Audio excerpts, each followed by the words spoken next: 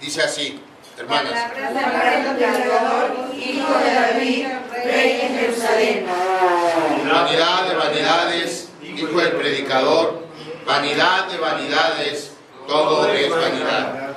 ¿Qué provecho tiene el hombre de todo su trabajo que se afana debajo del sol? Generación va y generación viene, mas la tierra siempre permanece. Sale el sol y se pone el sol, y se apresura a volver al lugar de donde se levanta. El viento tira hacia el sur y rodea al norte, va girando de continuo y a sus giros vuelve el viento de nuevo. Los ríos todos van al mar y el mar no se llena. Al lugar de donde los ríos vinieron, allí vuelven para correr de nuevo. Todas las cosas son fatigosas, más de lo que el hombre puede expresar. Nunca se sacia el ojo de ver, ni el oído de oír. ¿Qué es lo que fue? Lo mismo que será. ¿Qué es lo que ha sido hecho? Lo mismo que se hará. Y nada hay nuevo debajo del sol. ¿Hay algo que se puede decir? He aquí, esto es nuevo. Ya fue en los siglos que nos han precedido. No hay memoria de lo que aconteció, ni tampoco de lo que sucederá. Habrá memoria de lo que será después. Yo, el predicador, fui rey sobre Israel en Jerusalén.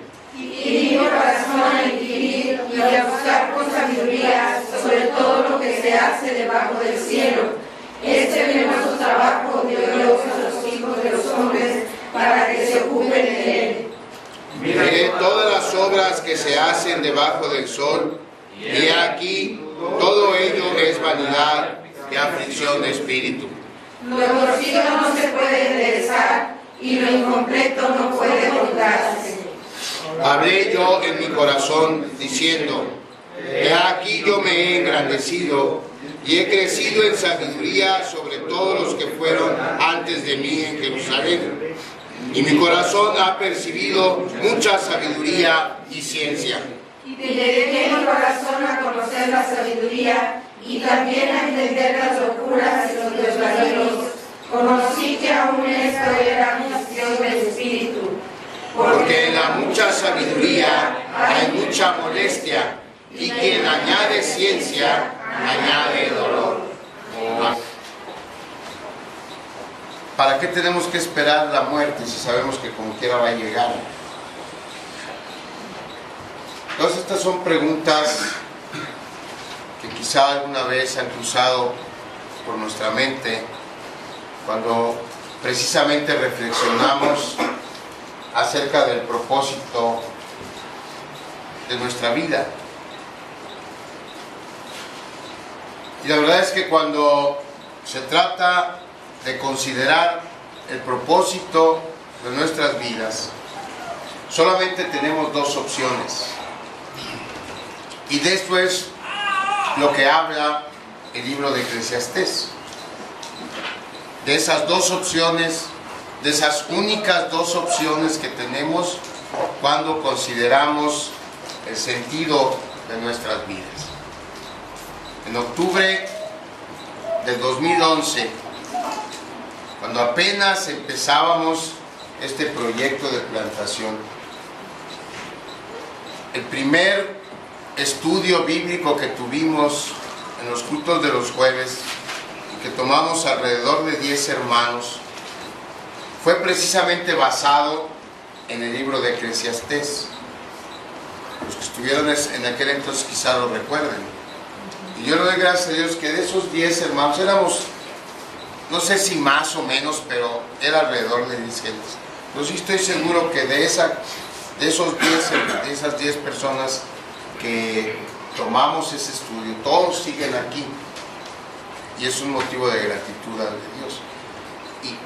Y se ha ido agregando más gente de tal manera que ahorita, si Dios permite, en el próximo aniversario podremos recibir el número de hermanos suficientes ya para tener la cantidad que se necesita para hacer iglesia. No quiere decir que vamos a hacer iglesia ya, pero ya vamos a tener al menos los miembros en plena comunión. Esa es nuestra oración y ese es nuestro deseo y en eso confiamos en Dios que así va a ser. Bueno, pues de eso no se trata. Nomás que me acordé y me emocioné, pues dije eso. Pero a casi 3 años de distancia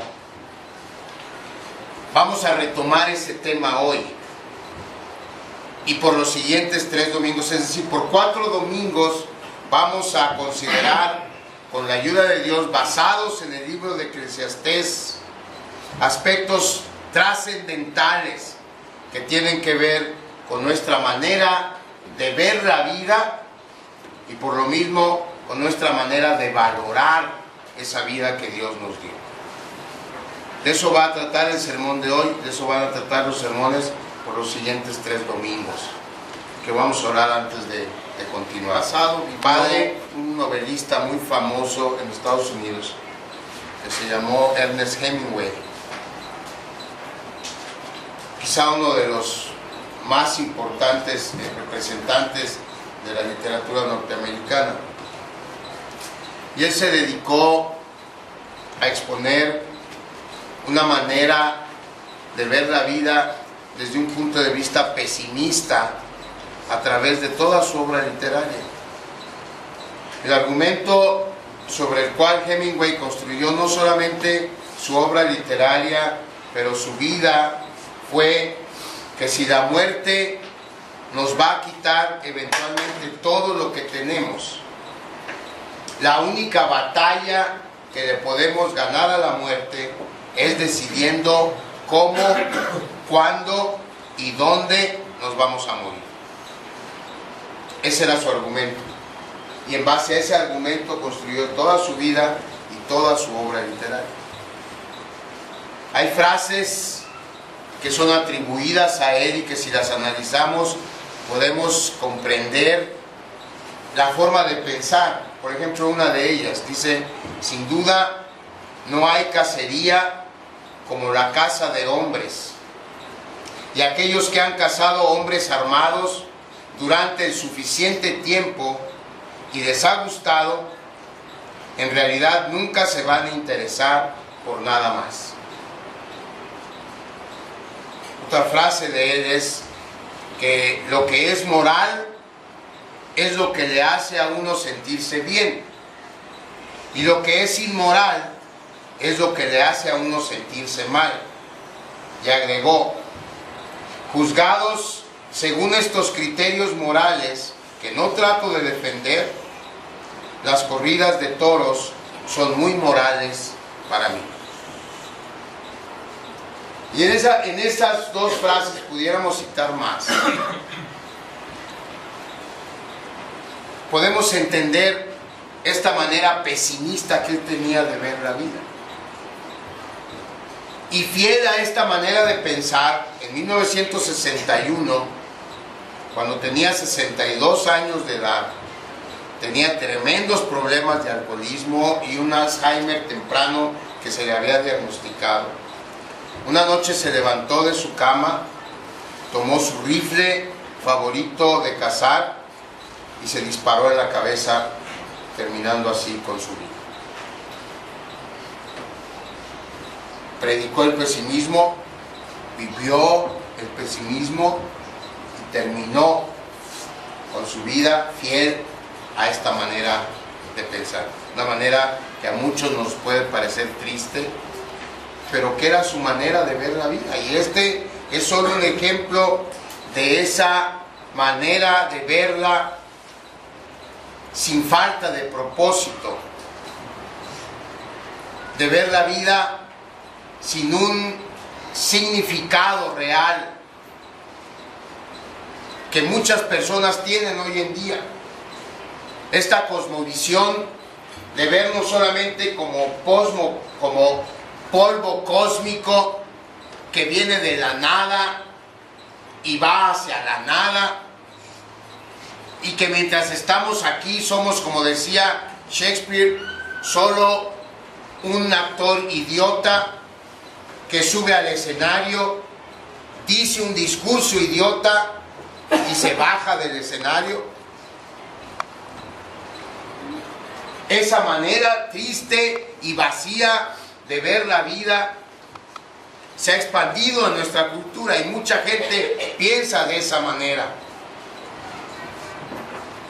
Con eso en mente, quiero que leamos nuevamente el inicio del libro de Eclesiastés, teniendo en cuenta o teniendo como trasfondo esta forma pesimista de ver la vida.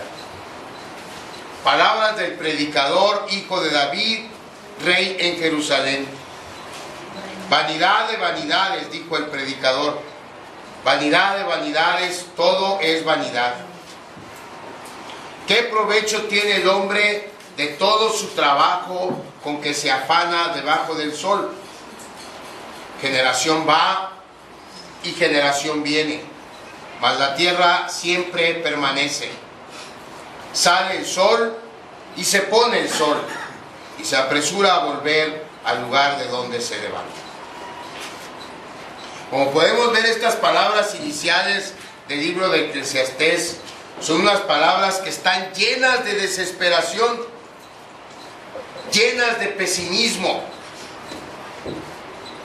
muy parecidas a la manera en que Ernest Hemingway tenía. Y no solamente Hemingway, sino todos los que comparten esa convicción. Esto ha hecho que el libro de Eclesiastés sea uno de los libros de la Biblia más difíciles de comprender. Porque de hecho no solo las primeras frases, sino mucho del mensaje de Eclesiastés reflejan esta misma desesperación y este mismo pesimismo. Hay incluso gente estudiada, gente estudiosa de la Biblia, que expresa abiertamente su objeción a la inclusión del libro de Eclesiastés en el canon sagrado.